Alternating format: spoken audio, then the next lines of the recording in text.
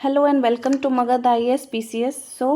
आज हम लोग जिस टॉपिक को देखने वाले हैं वो है रॉलेट एक्ट और जलियांवाला बाग हत्याकांड के बारे में। तो आइए देखते हैं उसके कुछ क्वेश्चंस को।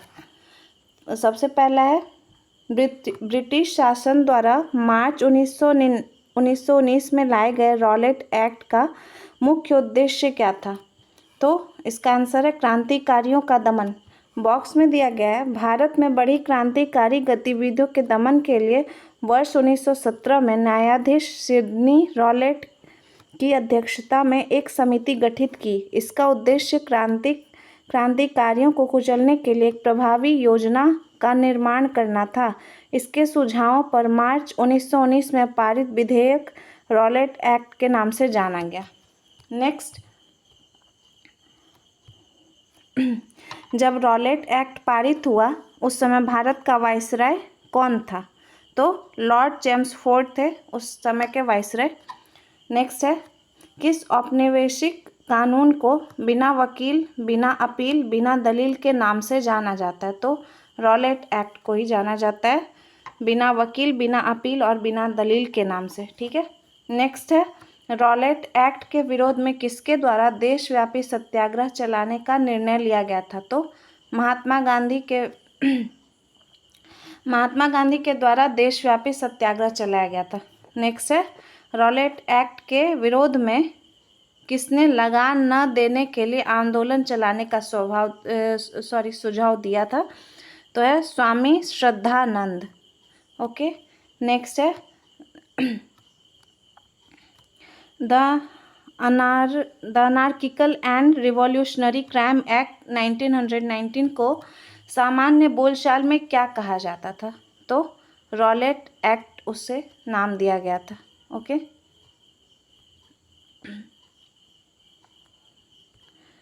नेक्स्ट है, जालियांवाला बाग नरसंहार के पहले कौन सी महत्वपूर्ण घटना घटी थी? तो रॉलेट एक्ट का पारित होना ही वो घटना थी जो जालियांवाला बाग नरसंहार के पहले घटी थी। ठीक है। नेक्स्ट है, जालियांवाला बाग हत्याकांड के बाद किस विश्वविख्यात व्यक्ति ने ब्रिटिश सरकार द्वारा प्रदान की गई नाइट की उपाधि को वापस लौटा दिया था? तो रविंद्रनाथ टैगोर ने इस उपाधि को वापस लौटा दिया था इसी घटना के बाद।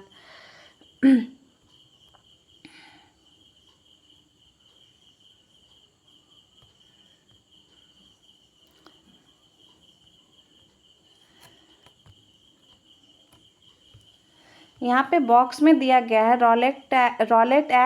रॉलेट सत्याग्रह के दौरान पंजाब के दो लोकप्रिय नेता डॉक्टर सैफुद्दीन किचलू और डॉक्टर सत्यपाल की गिरफ्तारी और ब्रिटिश दमन का विरोध करने के लिए 13 अप्रैल 1919 को बैसाखी के दिन अमृतसर के जालियांवाला बाग में एक सार्वजनिक सभा बुलाई गई थी, जहां जनरल डायर द्वारा निहत्थी भीड़ पर गोलियां चलवाकर 1000 लोगों की हत्या कर दी गई।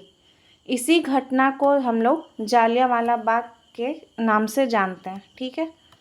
नेक्स्ट देखते हैं,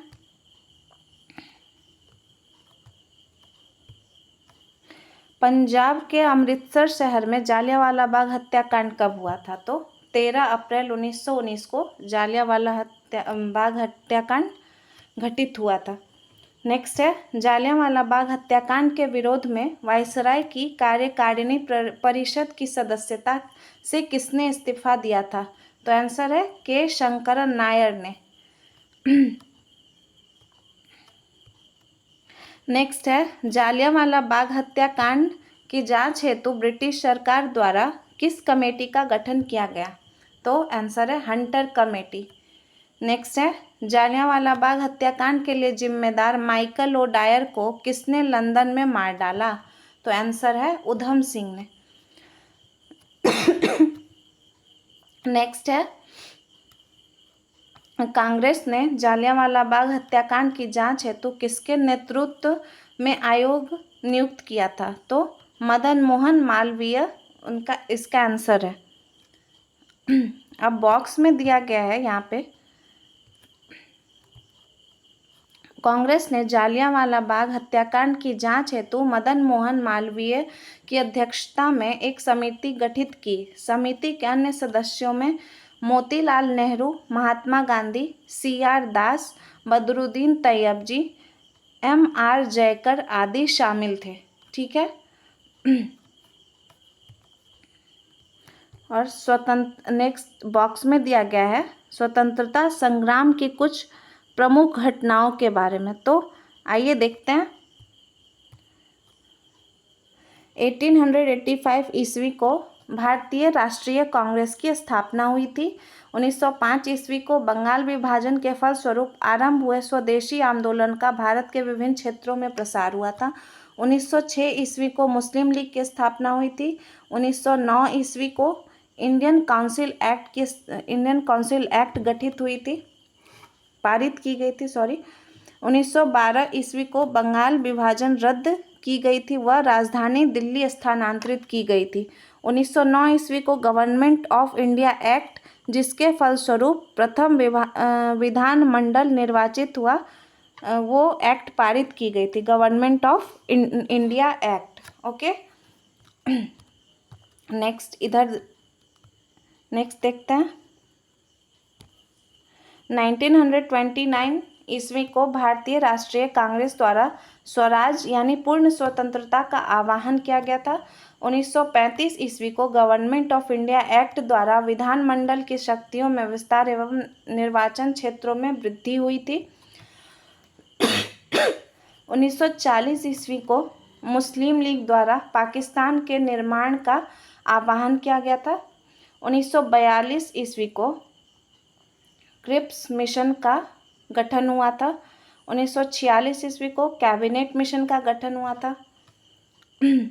1947 ईस्वी को स्वतंत्रता प्राप्ति हुई थी व भारत का विभाजन हुआ था। पाकिस्तान की स्वतंत्रता भी उसी समय घटित हुई थी। ठीक है। तो यहाँ पे एक और छोटा सा इन्फॉर्मेशन दिया गया है, तो उसे देखते हैं। हंटर कमीशन की रिपोर्ट जालियांवाला बाग से गांधी जी ने हर पन्ने दर पन्ने निर्लज सरकारी लीपापोती की संज्ञा दी थी। फिर से देखते हैं। हंटर कमीशन की रिपोर्ट जालियांवाला बाग को गांधी जी ने पन्ने दर पन्ने निर्लज सरकारी लीपापोती की संज्ञा दी गई थी। So that's it for today. और आगे आप लोग पढ़ते रहिए और अधिक जानकारी और कंटेंट के लिए इस चैनल से जुड़े रहिए। Thank you so much.